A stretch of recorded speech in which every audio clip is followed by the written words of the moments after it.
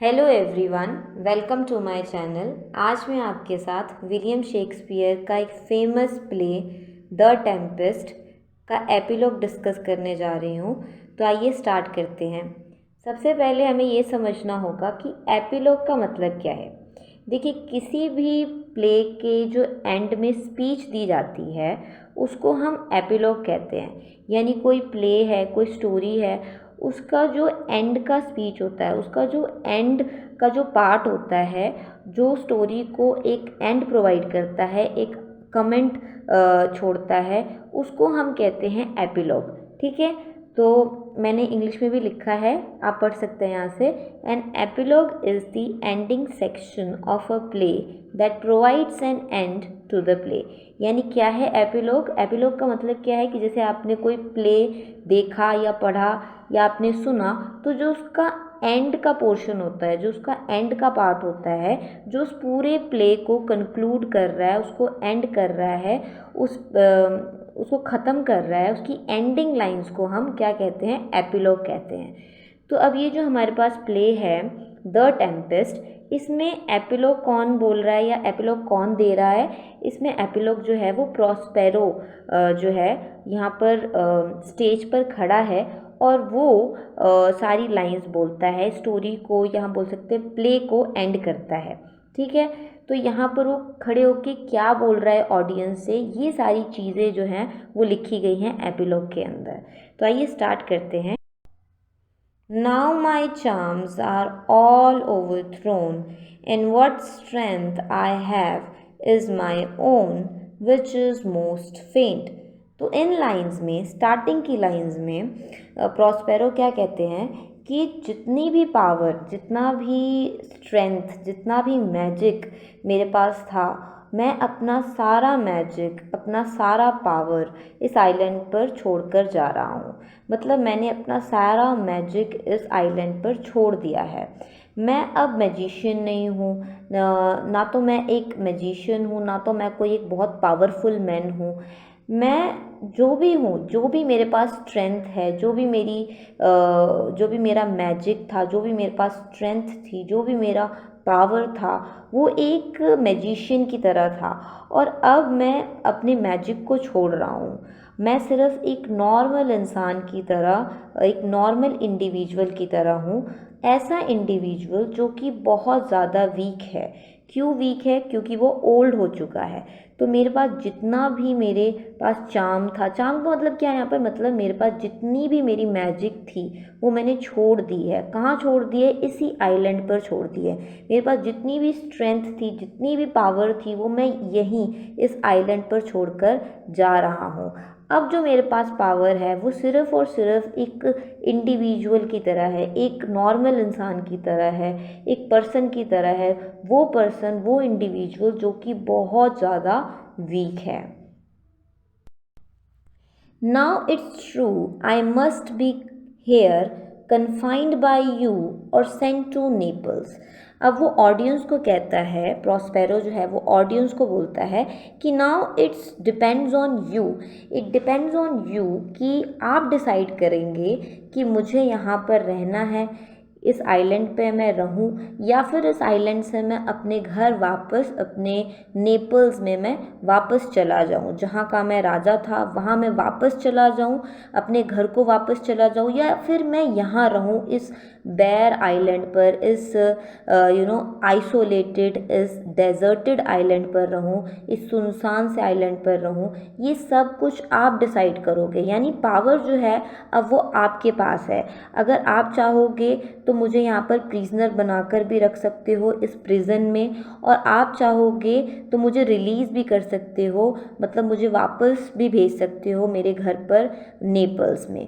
ठीक है, let me not, since I have my dukedom got, and pardon the deceiver, dwell in this bare island by your spell.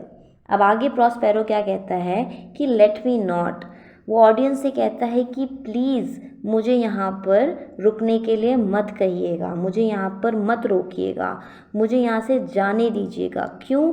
मुझे यहाँ से release कर दीजिए। क्यों?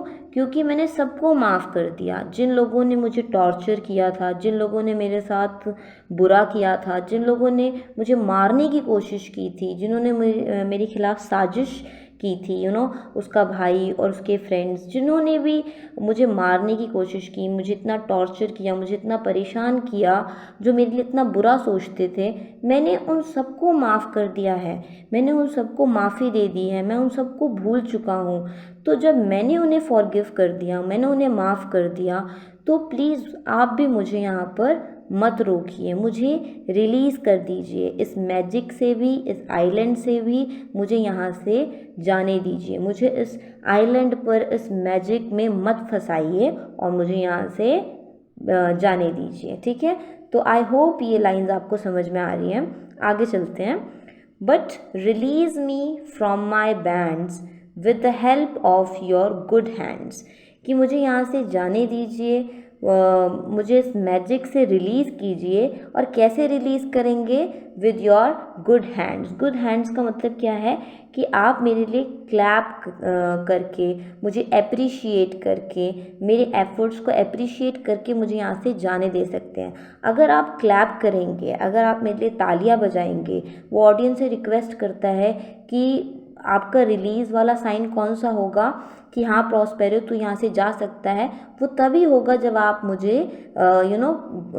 मेरे लिए क्लैप करेंगे। तो अगर आप मेरे लिए क्लैप करेंगे तो मुझे ये इंडिकेशन मिल जाएगा, मुझे ये समझ में आ जाएगा कि हाँ मैं यहाँ से जा सकता हूँ। तो वो रिक्वेस्ट करता है ऑडियंस से कि प्लीज़ मुझे यहाँ से जाने दीजिए, मेरे लिए क्लैप कीजिए, मुझे अप्रिशिएट कीजिए और मुझे यहाँ से जाने दीजिए। Gentle breath of yours my sail must fill or as my project fails। आगे प्रॉस्पेरो कहता है कि आपकी जो तालियां हैं, आपकी जो एप्रिसिएशन है, वो मुझे हेल्प करेंगी नेपल्स की तरफ जाने में। ठीक है? मैं नेपल्स की तरफ तभी जा पाऊँगा जब आप मुझे वहाँ जाने की इजाज़त देंगे, परमिशन देंगे। और परमिशन कैसे देंगे? जब आप मेरे लिए क्लैप करेंगे, मुझे अप्रिशिएट करेंगे, तभी मैं वहाँ से यानी इस डेजर्टेड आइलैंड से जा पाऊँगा। और अगर आपने मुझे अप्रिशिएट नहीं किया, मुझे यहाँ से जाने की परमिशन नहीं दी, तो मेरा ये जो एक प्रोजेक्ट है, जो मैं सोच के निकला था कि हाँ मुझे ऑडियंस से एक एप्रिसिएशन मिलेगी अपने प्ले के लिए, वो चीज़ मुझे नहीं मिल पाएगी और वो जो मेरा प्रोजेक्ट है, जो मेरा एम है, वो फेल हो जाएगा। ठीक है? Which was to please, now I want spirits to enforce, art to enchant। इसका मतलब क्या है? प्रॉस्पेरो कहता है कि अब मैंने किसी भी स्पिरिट को एनफोर्स नहीं किया है, मतलब मैंने किसी स्पिरिट को फोर्स करके अपने पास नहीं रखा है, ना मैंने किसी को स्लेव बना के रखा है। जितनी भी स्पिरिट्स मेरे पास थी, जो भी था मेरे पास, जिसको भी मैंने नौकर बना के रखा था, जिसको मैंने स्लेव की तरह काम करवाया, उनको भी मैंने रिलीज़ कर दिया है, उनको भी मैंने फ्री कर दिया है अपनी तरफ से। अब मेरे पास ना तो कोई कोई स्पिरिट है जिसको मैं काबू में कर सकता हूँ या रख सकता हूँ, और ना ही मेरे पास कोई मैजिक पावर है जिससे मैं दूसरों पर हुक्म चला सकता हूँ या दूसरों को फोर्स कर सकता हूँ कि यहाँ पर मेरे साथ रहे।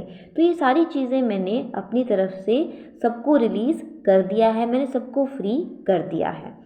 And my ending is despair unless I be relieved by prayers, which pierces so that it assaults mercy itself and frees all faults।